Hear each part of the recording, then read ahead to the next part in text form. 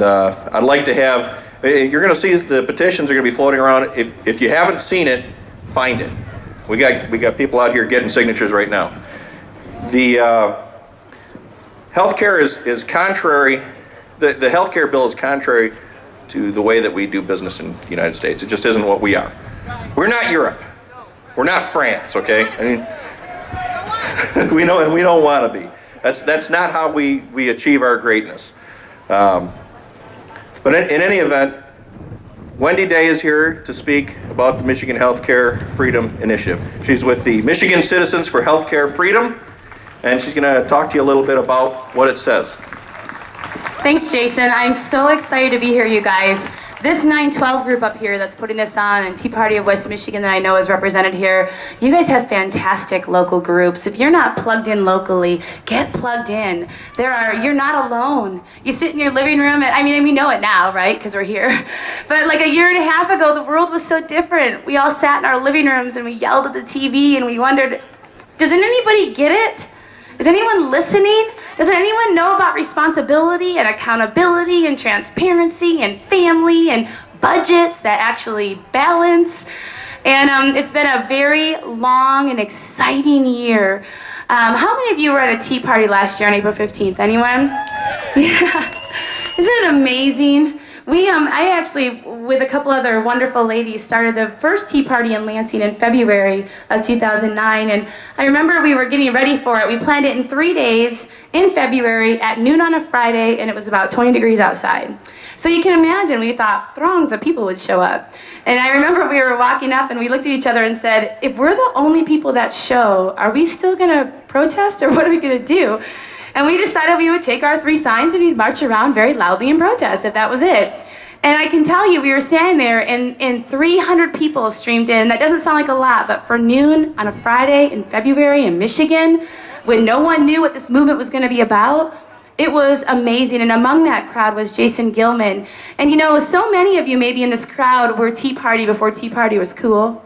And I really appreciate that about everybody. I have been talking to groups all over the state, and I'm so impressed with the patriots that have joined up. Not the radicals, it's the moms, it's the dads, it's the grandparents who care about their country and just want government to be held accountable. And it's been so inspiring to watch all of you come up and hold Lansing and Washington accountable. How many of you called Washington or emailed and sent a letter in the last couple weeks before they vote? Yeah. How'd that go for you? Yeah, not so good. You get voicemail or some snarky young intern, and you know what? It's amazing, but with a 90% re-election rate and no ability to recall them, no wonder they're not listening.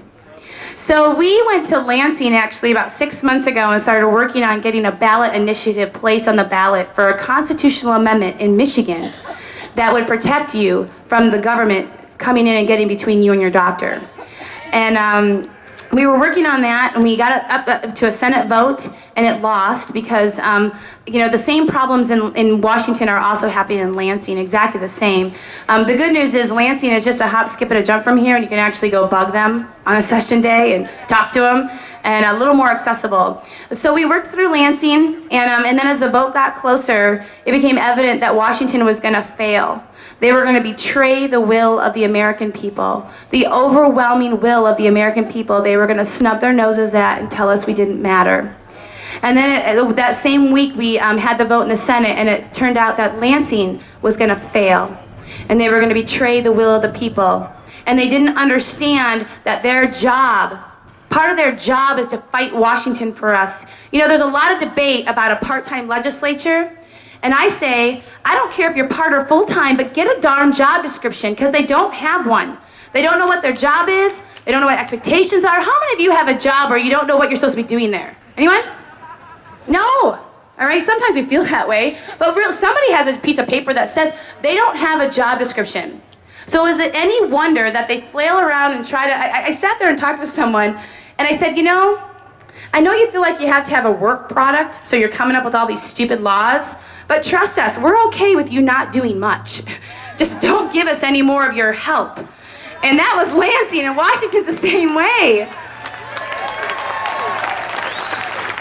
So until they have a job description, I kind of just want them to go on vacation. And that's our job, is to not only elect the best people, but make sure they have a clear job description. Because if they have one, then they will know that part of their job at the state level is to fight against Washington. They have tools and ability to help us fight Washington, but they, like I said, they don't even recognize that that's part of their job. The good news is, as this issue comes forward, they're starting to realize that it is part of their job, and we need them to fight for us. But alas, a day late and a dollar short, they failed. So, as citizens of this great state, talking to people all around the country and all around the state who are fired up about this issue, we decided that we were going to take the issue to we the people on a wing and a prayer.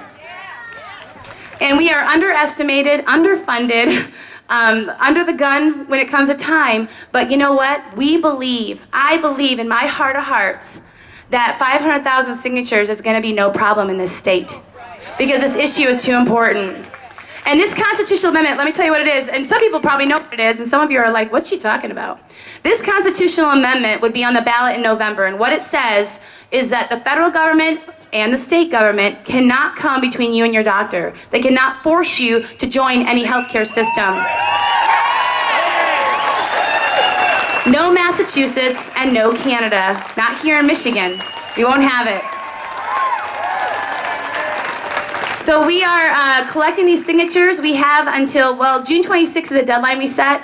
It happens to be my birthday, so I'm really hoping we get it done. Otherwise, I'll be very sad. And I think we will. I have, in my heart of hearts, I think we will. And then July 5th is our Healthcare Independence Day that we're going to turn those into the state of Michigan. And then in November, we'll get a chance to have the citizens of Michigan have a voice on this issue. And I believe we will prevail.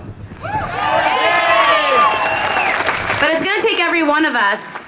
And I know it will. These are viral. We have petitions here not only to sign, but out at the 912 table, there's packets you can take home with you that you can take home and circulate amongst your friends and family. We have a website with a little video on it to train you. It's not hard. But it's going to take every one of us finding our friends and neighbors who agree with us to sign this and get it on the ballot. And some people say, well, what if it fails? You know, how do you know this is going to work? And here's the scoop. I don't know for sure this is going to work, you guys. There are 40 states who are fighting against this, who've started different activities to fight against this. 40 out of 50, or 57 if you're Barack Obama. Okay? And with that level of participation, we believe that justice may be blind, but it certainly is not deaf. And if all of these states rise up against this, we believe that there's a good chance that we're going to win in the Supreme Court on this issue. I know, isn't that awesome? And thank you, Barack Obama, for snubbing them at the State of the State. That just helps, or State of the Union, it helps our case. And I'll tell you one more thing, too. You know, I guess it comes down to this. When we launched this, we had a press conference, and we launched a press conference that got started very messy on a wing and a prayer, like I said. We had a sample petition that we were pretty sure was going to be the actual one, but not positive yet. And I had called my friend and said, I need a website. I'm going to a press conference, and we need to send people somewhere. And then I looked over at my kids, because I thought, where am I going to have them call to get information? Grabbed my 12-year-old cell phone that he doesn't use much anyway, and said, you no longer have a cell phone. And took off and gave out that number. And it's been going gangbusters ever since. And at the end of the day, you guys, I know why you're here. It may be for different reasons and the nuances, but there's a fundamental reason why you're here, and it's the same reason I'm here. I have 4 children. And in 20 years, win or lose, I'm going to be able to look at my children, and when they ask me, Mom, what did you do to fight back? What did you do to try to save our country? I'm going to be able to look them in the eyes and tell them I fought like hell. Amen. And so are you.